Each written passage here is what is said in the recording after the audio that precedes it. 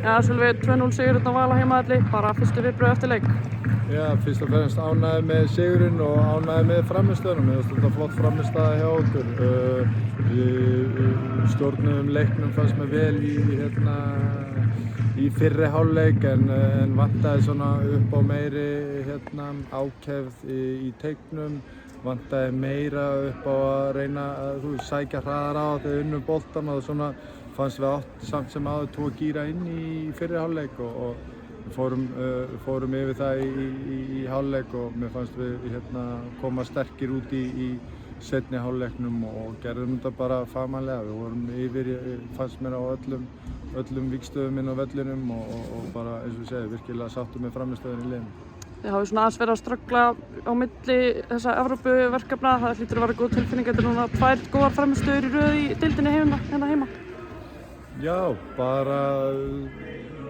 mjög sáttur alltaf að vinna leiki og eins og ég segi 2 góðar frammistöður en þetta er bara svona er þetta þegar þú ert í Evrópu og mikið að leikjum á stuttum tíma, þannig að þetta við tölum það fyrir tímabilið. Við ætlum að læra og nýta reynsluna og við erum á góðum staði í deildinni akkurat eins og staðan er núna og núna er bara erfitt krefjandi verkefni fyrir okkur úti í Borag, næsta verkefni sem við bara verðum að hafa fulla trú á og erum með fulla trú á að við getum snúið leiknum vil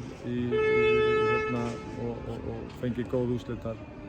Talaðu um þetta Borag-verkefni, þetta er ákveðin hóla sem þið eru búin að grafa ykkur ofan í en eins og þú segir, þið verðið að fara bjartsýnir inn í þetta og bara keyra á þetta. Já, algjörlega og eins og í bara fyrir leiknum, þetta var klaufalegt hjá okkur að gefa þessi mörk á okkur en við sáum fullt af möguleikum og til þess að gera betur en við gerum hérna heima og við verðum bara að ná upp góðri spilamennsku og þá eru allir vegir færir. 2 mjög mikilvæga leikir núna næstu 2, það er þetta Borag-verkefni og svo er þetta KR í Vesturbænum þar á eftir. Þetta eru svona 2 leikir sem að gætu heldur betur verið svona úrslitaleikir í þessu móti. Þið gætu skilið KR-ingar ansi langt, skilið á eftir ykkur ef þið vinnið þann leik. Já, það er svo sem ekkert sem við spáum í. Við þurfum bara fyrst og fremst að spá í næsta leik sem er fyrir framan okkur og þegar kemur að KR-leiknum þá þurfum við líka að bara, þetta er 1 fótboltaleikur sem við viljum að spila á okkar veg og halda okkar standard en eins og segið, fyrst er það Borag-leikurinn sem við setjum allan fókusinn í. Valdimar Þór Ingimundarson, hann byrjar ekki inn á fyrirleikum móti Borag sem ansi margir settu spurningamerki við. Hann kemur inn í liðið í dag og svona staðfestir gæði sín og hvað hann er mikilvægur í þessu liði. Já, bara hárrétt hjá þér. Hann er mjög mikilvægur í þessu liði og það eru bara svona taktískar pælingar sem að þjálfarar fara í og við töldum það betra í síðasta leik á móti Borag að við sáum leikmyndina spilast þannig að við værum eins og hún gerði, værum að koma með fullt af krossum fyrir og þá vildum við háa leikmenn en síðan bara Valdi gerir vel og hann er bara tilbúinn þegar kallið kemur. Hann kemur inn í leikinn og gerir vel og núna startar hann þennan leik og spila frábærlega. Þannig að þetta er bara hluti að vera í liðsíþrótt. Stundum þarftu að sitja á bekknum og þá bara nýtur tækifæri þegar kemur aftur inn. Annar leikmaður sem ég verið að spyrja úti sem að spila eins og kóngur í dag eins og flesta aðra daga, Gunnar Vatnamar.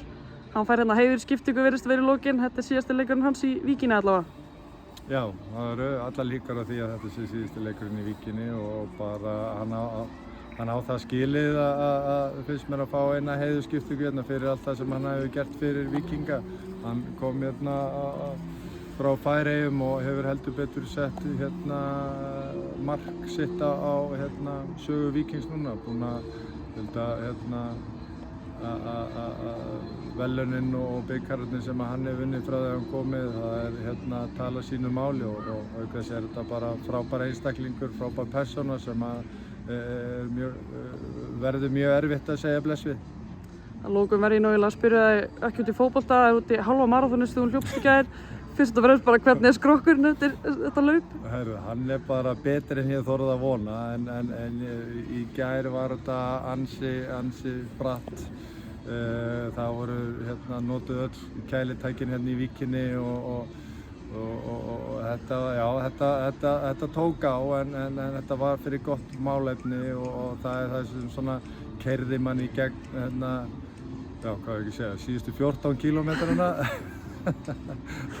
þá algjörlega keyrði það mann í gegn af því að vitandi af málefninu og stuðningnum sem að það er verið að leggja til þannig að það var bara sjálfsagt að bíta í jaxlinn. Ég sá ekki betur nú að hafa farið undir 2 tímana og lítur að vera sáttur með það.